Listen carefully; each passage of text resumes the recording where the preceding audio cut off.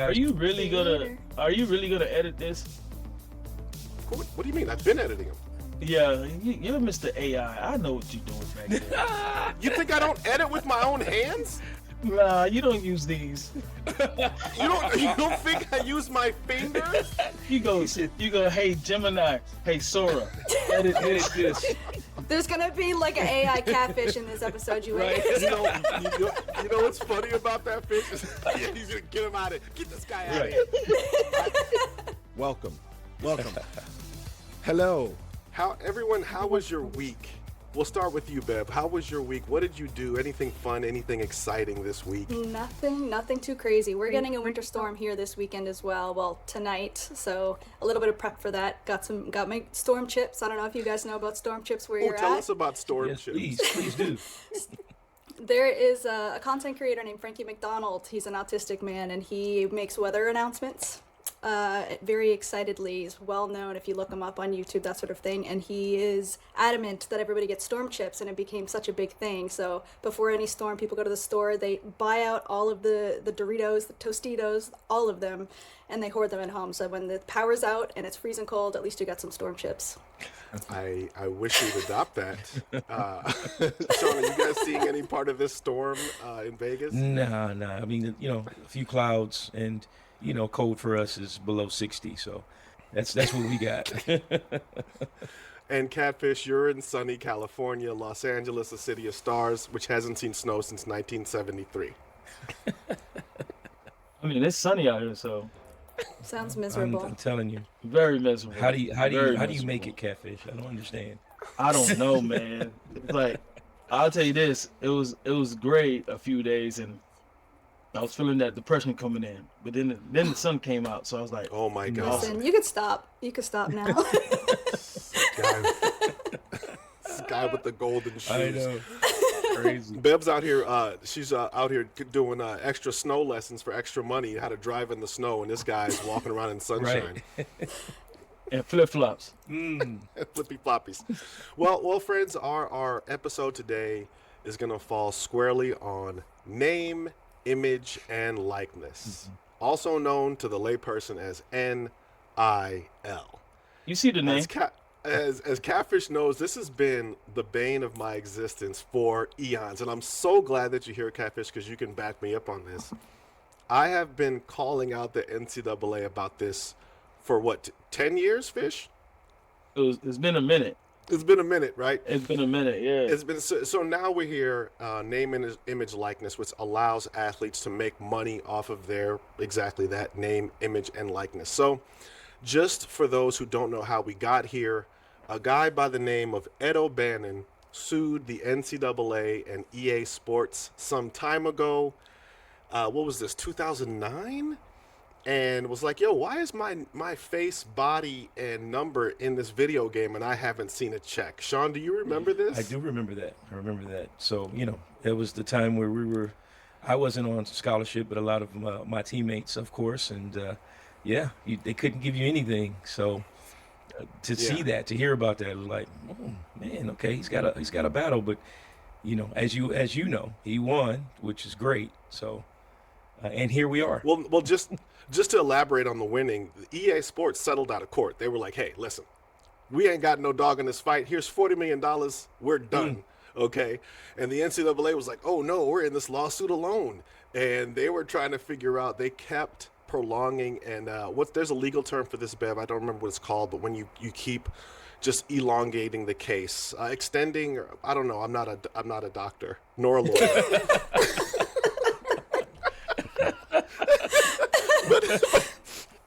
But there is a legal term. And so anyway, the NCAA said, well, fine, we're going to settle. And you know what? Anybody can do anything. And now your own name, image, and likeness, you can make money off. This was after Reggie Bush had gotten his Heisman Trophy taken for the exact same thing. Catfish, I know you remember this. Oh, of course I remember this. It's like yesterday. But the funny thing is, so many people were making money. Like, let's say Nick Saban and those cronies over there in Alabama. Nick Saban had all these car dealerships, and he was giving hey, you want a Charger? Listen, come here. I'm gonna get you a charger. All the I'm gonna leave football a players have suitcase. charges. Yes. I'm gonna leave a suitcase at your door with some cash and just come to Alabama. Yeah, everybody's been doing it for so long, man. But you know, they hate University of Miami.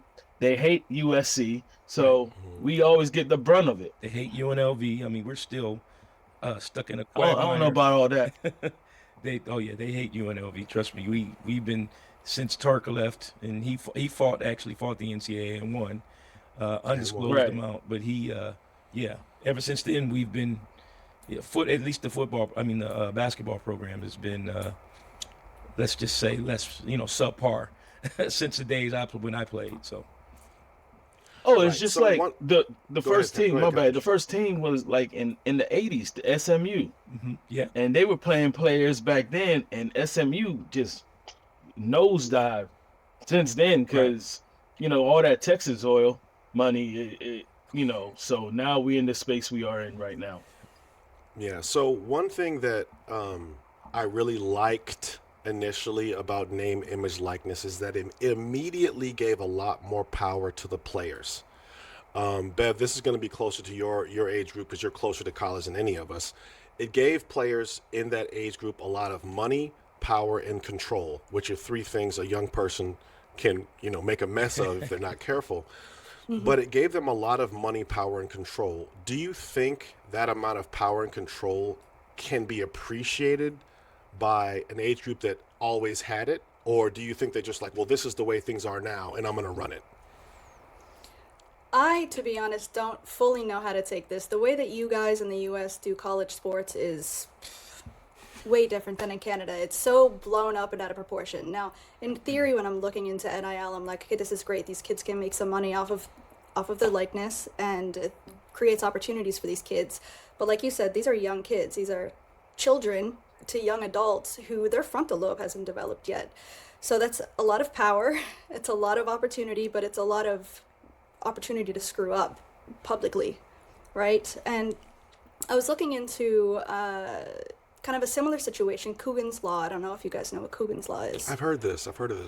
So Coogan's Law is in regard to child actors and how they get paid, the pay structure, so that these kids are entitled to the money when they become of age.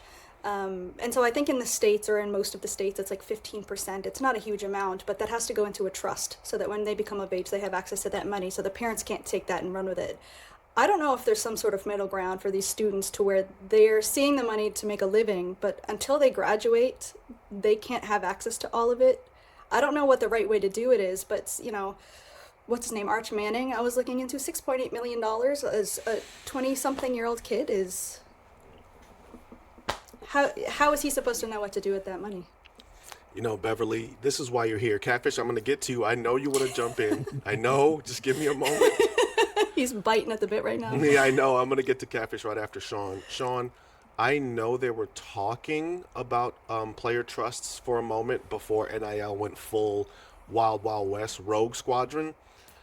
Why do you think they never went that route of initiating a trust to give some of these players some protections?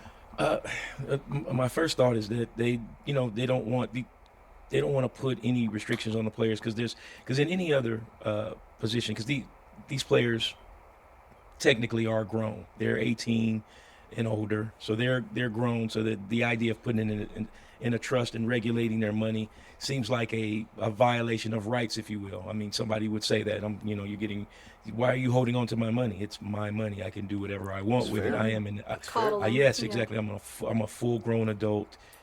Give me my money. So I think that's why it hasn't been. You have to kind of tread lightly with that because people just don't. People don't want to hold their kids back. You know what I'm saying? Because they're adults. It's like, and it's more money than their parents have probably seen, unless you're like an Arch Manning, where he's been around money. His dad played, and his uncles, are famous and they've played. So I'm sure they have a little money. So he's probably an exception where he's getting this amount of money, and he's probably smart with it. But the average kid, like you and I were, and when we were going to college, if you gave me $6.8 million, my God, I don't know if I'd be here. So. Listen, Sean, this is a great point, and I'll get to you, Fish. I just want to say this. You're talking about, I believe it's second and third generation Right. players. Archie Manning, Keenan or Kyrian, Anthony, Bronny James, second generation. You're talking about they're going to be coached through from their Sure. parents and family about what to do. Deion Sanders' kid, Shador. Shador, they're going to know. For the rest of kids who are their first time touching paper like that, it's going to be a very different experience. Catfish, you have the floor. You know, as we talked about it for some years now, and I'm so happy that they're actually making the money. But like you said, like with Archie Manning, 6.5, he have a family. They know what to do with the money. Um, but other kids that never had that type of money, that don't touch. And the funny thing is, there's tiers. Which I have my nephew, brother is at Georgia, and he told me how much he makes, and I was like, okay, Five figures or like six figures? 6 figures. So he came in and he's making 6 figures. But the thing is, with that, that's not even his NIL. That's the lump sum that comes from the school. Oh, wow. So Right. it's like all the kids get this amount of money. And once they branch out and start making, like, oh, this is one of the best players, then they start talking about NIL and, giving them sponsorship and things of that nature. Um, but there is a pros and cons with this. It's like you could come in as a freshman and they give you $2 million, right? Because you're a five Hmm. star, and but you don't play that year because you have somebody else that's ahead of you, like a senior that's better than you, and they could come back to you and say, "Yeah, you didn't play, so we're gonna bump that down." And so that's how you see all these transfer portals.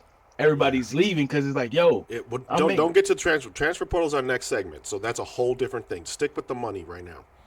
So now you're reneging on the money because you're like, hey, what you mean? You have this senior in front of me.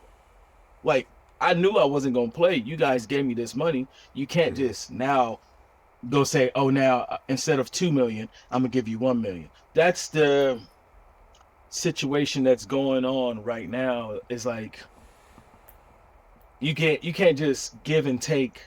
If you're gonna give them that money, give them that money, and just that's why I think all these NIL deals are on a 1 year. It's basically a 1 year lease, Yeah. and Yeah.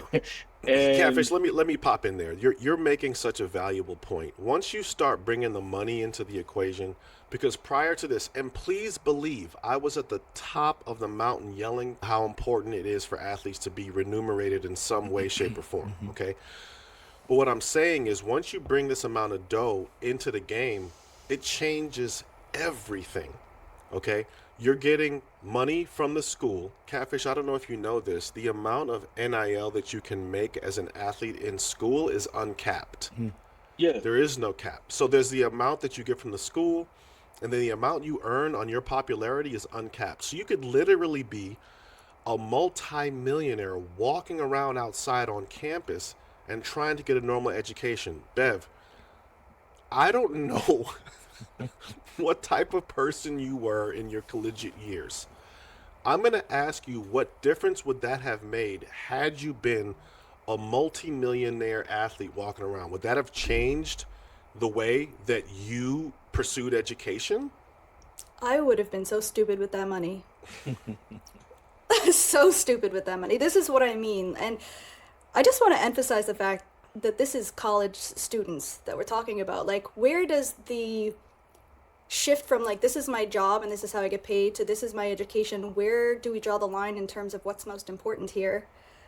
And what's important to the schools? The lines are very blurred there. So it's a bit confusing, and that's why I'm concerned about these kids getting all this money. I would be foolish with it, Yeah, personally. so what you're saying is, you give this kid this kind of money, there's gonna be shenanigans. There's gonna be shenanigans, right? Yeah.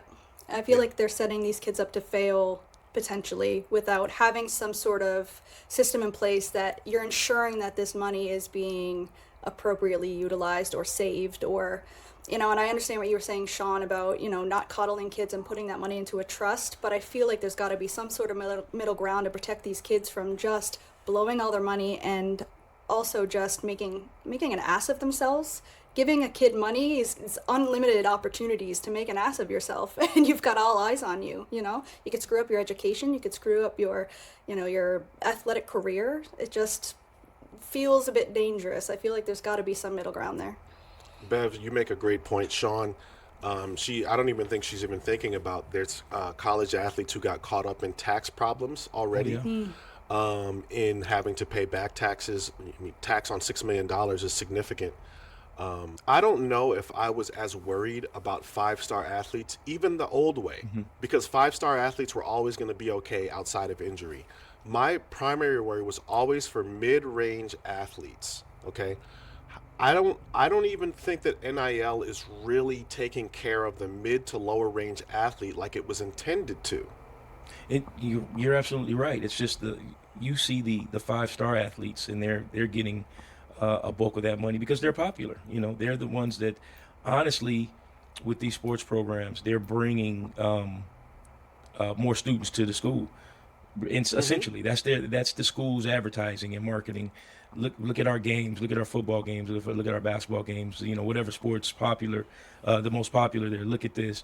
You want to come to this school. It's so much to do. So, with that being said, you know, the lower level athletes or the middle of the road, they're not going to, they're not getting the type of money, and so they're kind of getting lost in the shuffle. Chances are they haven't seen that kind of money either.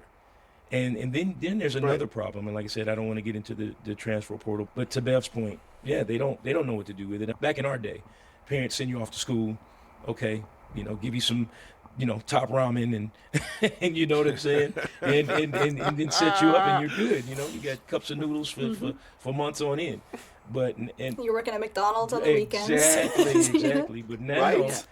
these kids, I mean, if the parents are smart, they got to hire a financial advisor. They got to get an attorney. They got to get all of these things because these kids don't know how to manage their money. They really don't. Can I make Catfish. a point as well Go ahead. about you mentioned an attorney, and obviously we're talking about money, but also with that money and that power comes a lot of clout and a lot of eyes on you. And I feel like these kids are just, people are going to tear them to shreds at any given opportunity. Sure. Absolutely. And that's another way that I feel like you're setting these kids up for failure in a way without, you know, should legal protection be part of those contracts, that sort of thing? How should they go about that? Bev always with the rational concept. Catfish, we're going to start with you with five-star athletes. Obviously, we're always going to have more power to move the needle in what they wanted to do. Mid-tier to lower level athletes are using and misusing the portal. Again, I was a proponent of, hey, be able to jump and go wherever you like.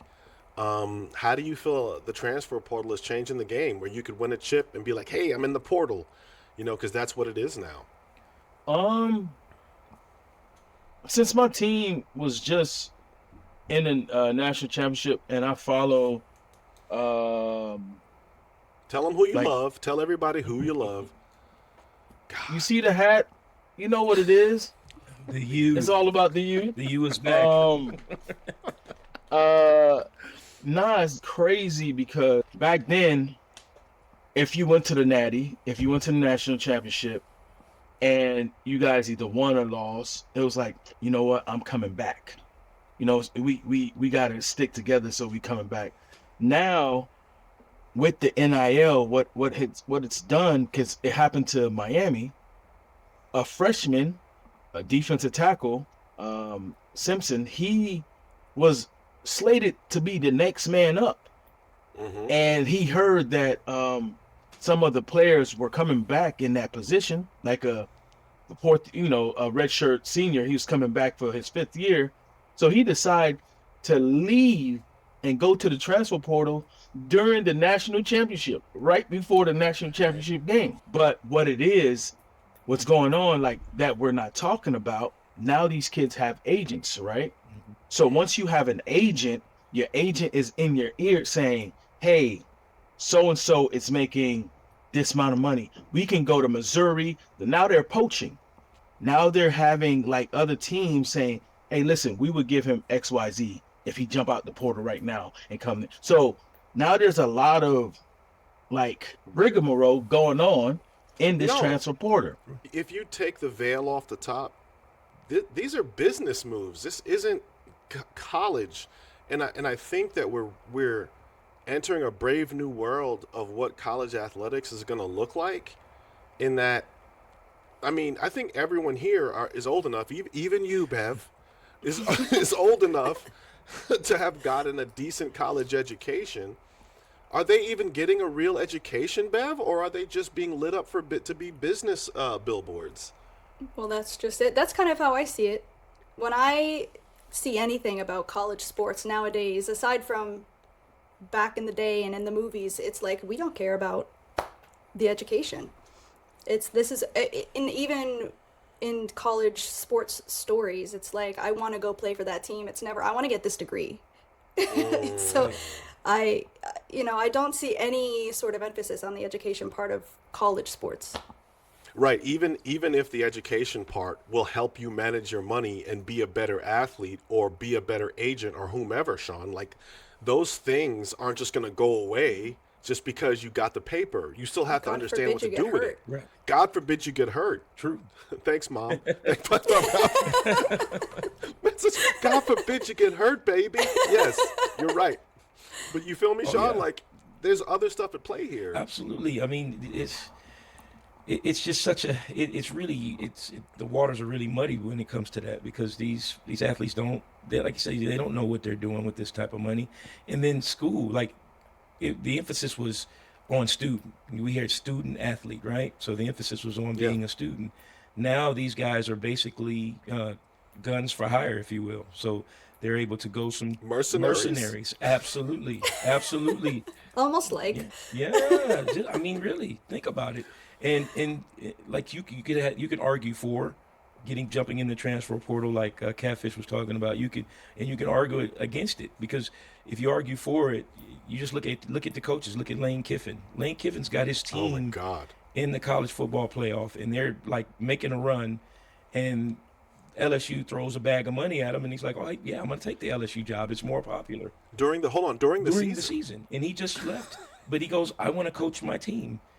Hell no, I'm not letting you coach these guys. So you could pilfer these guys out and get them over to LSU. But They put his clothes in the street. exactly. But here's the thing: he's well within his rights to do that. Coaches do it all the time. They leave and they're able to do it. So why can't the players do it? But them being able to do that, they're chasing, not even understanding how to handle their money. They're chasing that money. It's like, oh, I want Chasing a a better bag, deal. Yeah, not an chasing the bag. education. Exactly. So it's Catfish, you've been on TV, you've played football. What age do you think you were when you started getting a concept of what to do with your money? I know it wasn't at 18 or 19, which is college age. Probably 30 something. So well after Yeah. college. Yeah, well after Yep. college. But the thing is, you know what I'm saying? I feel like we went to school in different decades, like all of us. Especially Bev. yeah, right. You know, like we didn't, like, let's say for instance now, right? I think a lot of these kids probably know what to do with their money, because if you're smart enough, you could look things. I'm not saying they all are, but Because they you all could- driving luxury cars, B. listen, I'm gonna tell you this. Let me tell you something. Let me tell you something. Everyone on this podcast, if you got into some type of money, you're going to do something dumb. You're gonna be like, yo, I got this bread. You get it out your system. Get it out your system. Absolutely. I'm not, because Catfish, look, hold on. Catfish, let me pause you right here. I've touched a tiny bit of paper, and you know what I did with it. Sean Took knows a private this jet too. to the Super Bowl. Right. Basically. Thanks, Bev, for bringing that up. That's right. He did rub that in our faces last time. you know, so that's what happened. Like it's like you're going to do something with it, and you just get it out your system. Now, let's say for Carson Beck, right? Carson Beck got 4.2 million. He has a Urus.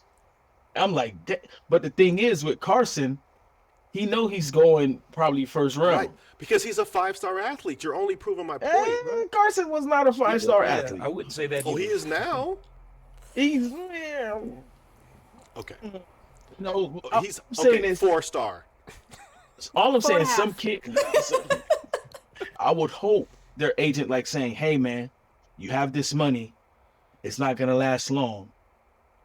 Do this or invest," because agents can do that. But then again, they got these street agents that don't care. It's my uncle. It's my cousin. Will He you want please preach? 5%. Yep. Just like right now with a kid named Jordan Seaton. He left Colorado. He's a 5-star offensive lineman. LSU want him. Miami wanted him. Oregon wanted him. And so he's over here with his street agent of an uncle, and they're going back and forth. And he want to get paid like a quarterback. So now LSU get him, and he's making like $5 million. Now this kid doing all this, going to Mississippi State, listening, and every time he goes on a visit, he makes $40K. Like he's some rapper going on tour. Wow. Speaking of rappers, one of my favorite female athletes in college still is Flaujae Johnson from LSU. I think last summer she got a bag and she purchased a bunch of property in Atlanta. Catfish, we talk about this all the time. Like if you buy a parking lot, you'll never be poor. Right. Like she just bought a whole bunch of land and she's going to develop it into a community because she touched that much paper. She clearly has the correct team around her for that guidance to make those type of decisions. I don't think everybody's getting that same guidance, Bev. Yeah, I was actually thinking while Capish was talking about, should it be the responsibility of the schools to be providing these kids with a financial advisor and a tax lawyer and all of that sort of, like, should it be mandatory for these kids when they're getting this money to be sitting down and not being told what to do with it, but at minimum, this is the type of stuff that you should be considering. Like, it's a lot to throw at a kid with no financial literacy. To Bev's point, I think that absolutely needs to be in place to have somebody that's going to help navigate that. Now, I would say the colleges need to say, okay, you need to bring somebody with you. With this kid, we're recruiting you. You're coming to school. We need you to bring some type of financial advisor that's going to help us navigate it. Or if you don't have one, we'll like the courts do. If you don't have an attorney, we'll appoint one to you or for you. One for you. Yeah. So something like that. I totally agree with that because it's a lot of money and a lot of stuff to navigate, and these players don't know. They're like Catfish said, to his point, they're going to do something stupid, and then oftentimes that could snowball. You do this one thing and then you do another thing, and then before you know it, Stripper and oh yes, Oh, strippers. absolutely. That'll never file out. So I tell you this, I think if these schools really cared and they knew they were about to give these kids all this money, they would have said, all right, cool, all these student athletes, they actually have to take a financial class. Mm-hmm. We don't want them to go mandatory. We don't want them to go in and go You're part of a until business they- now. Right. But see, this is the thing though. I think these schools don't really care because it's like that's chump change to them. It's like we making hundreds of millions of dollars off the back of these students. Yeah. I don't care. They can do whatever they want with their money. Oh, they're not going to listen Can to I make us. a point to that, though? Because you're giving these kids all this money, and with that, the opportunity to make your school look really, really bad. Ooh. I would think that they would want to take that responsibility on, at least to some degree, protect themselves to some degree. I feel like it's great for both parties. And I would agree with that, but these schools don't even care. They don't care about that. It's not going to really make them look that bad because that's a small portion that they're working with, the athletes that are making these and getting these NIL deals. So it's a very small portion. Their biggest thing, the way they make their hundreds of millions of dollars, is really getting the average college kid to come there because of that experience that they're going to witness. Them, this school with a chance to go to a national championship. That's where the big money is. That's a drop in the bucket for that NIL money to give that to them. So they really don't care. In my opinion. Sean, does anyone want to guess what the total NIL payout for 2025 was? Anybody have any guesses? I have no idea. It sounds like a lot. Tens of 250 million. millions. What'd you say? 250 million. You're funny. It was right around $2 billion. Oh my God. Wow. That's kind of an inconceivable number hold up. It is really for is. children to 2 be billion having access with to. a That's B? wild. I said the estimate is between 1.9 and 2.5 billion dollars. Catfish, go ahead. See, I don't believe that they with their estimates and Fake news. this is all fake estimates and talking about, oh yeah, 1 point. I could say I just made estimate of 18 million. No, like I said, how the money is trickled down. It's like you have the hierarchy of quarterbacks, and there's only that many Power Four schools. So Yeah, Harvard is yeah. not spending that type of money. Dartmouth or UCLA or Stanford is not, some of these schools are not spending that type of money. Yes, they have a pot, but I don't believe 1.5 to $2 billion. Like that's if with somebody that's blind that don't understand NCAA, that Yeah. would mean so that means D3, D2, D1, D1 AA, they're all just making this type of money. It's Well, BS. it is an estimate, right? Even Estimate. on the low end of the estimate, even if you're at $1 billion, that's $1,000 million. So it is a lot of Right. money. Closing statements before we get out of here. We'll start with you, Sean. Yeah, I would just say it's probably going to get worse before it gets better. I think it's just, I mean, seriously, it really is. I mean, there's so much that you can do, but there's two sides of it. Yeah, we need to put things in place to make sure that they don't lose their money. But hey, I'm an adult. Who are you to tell me how to use my money or do whatever I want with my money? And then there's the transfer portal. Like, we don't want these kids, to transfer. But coaches do it all the time. It's going to get worse before it gets better. And not everyone's going to be happy when it does get addressed. Catfish. Closing statement. I'm there with Sean, but I think what's gonna happen is 10 to 15 years from now, somebody gonna say, "Hey man, how much was your NIL?" Oh man, I made about 6-7 million. What about you? Really? I only make $300,000. So Oh, really? I only made $300,000. it's like, You're saying there's going to be depreciation. there's gonna be depreciation. They're gonna find a way to put a cap on it. I didn't know the money was gonna be this stupid, Yeah. but you're gonna have to find a cap space and be like, look, we can't go above X for everybody. If you're a baller, I could give you 3 million, you could get 3 million, but don't say, oh, because you're the quarterback, I'm gonna give you 6, and you're the best defense of player or whatever, and I'm gonna give you $1 million, $2 million. Right. So It what you're becomes saying like is the NFL. You're saying that there's going to be some caps coming in the near future, and It- this as- type of money is not going to be here in 2030. No. Okay. Bev, final statement. I 100% think that they should be paying these kids, but I also think that they should be giving them the resources to set them up for success. I also think that treating your college career as a professional career in sports, there's got to be a balance there. And tying these kids' worth to how much money they make on the court or on the field is the psyche. It's like you were saying, Catfish, it's going to screw up some kids, I think. There needs to be a balance.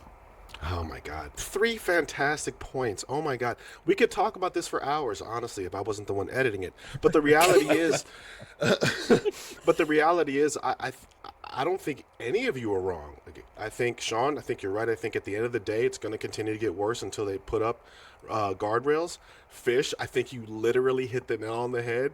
By 2030, you're going to ask about all that dough they was making in 2025, 2026, and they're going to think you was crazy. And Bev, your college career is absolutely not a professional career, no matter how you structure it. It's a time for you to grow and learn and become who you are as a human being. I appreciate you around for episode 12. Remember, like, subscribe, all of those things they tell you to do on the internet. Remember to share this podcast with your friends and frenemies. When people hate you, they talk shit about you, so please share it with them. For Sean, Bev, and Catfish, we will catch you on the flip side.